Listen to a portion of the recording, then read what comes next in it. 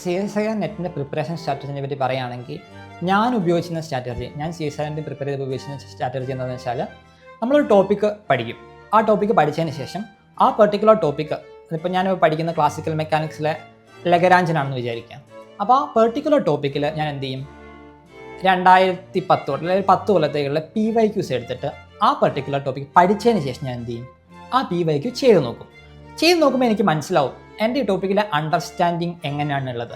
Okay, അപ്പോൾ ഞാൻ ഈ ഞാനിപ്പോൾ ഓൾറെഡി എനിക്ക് അറിയാവുന്ന കാര്യങ്ങൾ കൊണ്ട് എനിക്ക് ക്വസ്റ്റ്യൻ ചെയ്യാൻ പറ്റുമോ, ചെയ്യാൻ പറ്റത്തില്ല എന്നുണ്ടെങ്കിൽ ഞാൻ കൂടുതലായിട്ട് എന്ത് പഠിക്കണം, എന്ത് അണ്ടർസ്റ്റാൻഡിങ് ഉണ്ടാവണം.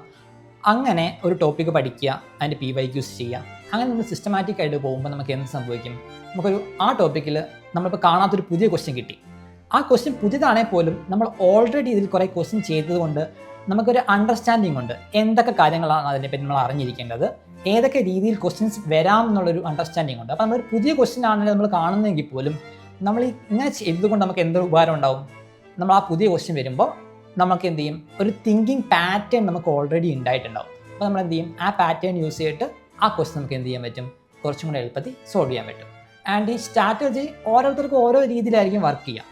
ബട്ട് നമ്മൾ എന്ത് ചെയ്യുക, നമുക്ക് വർക്ക് ചെയ്യുന്ന ഒരു സ്ട്രാറ്റജി നമ്മൾ കണ്ടുപിടിക്കുക. ആൻഡ് ആ സ്ട്രാറ്റജി സ്റ്റിക്ക് ഓൺ ചെയ്തിട്ട് നമ്മൾ എന്ത് ചെയ്യുക, മാക്സിമം അതിൽ വർക്ക് ചെയ്യുക.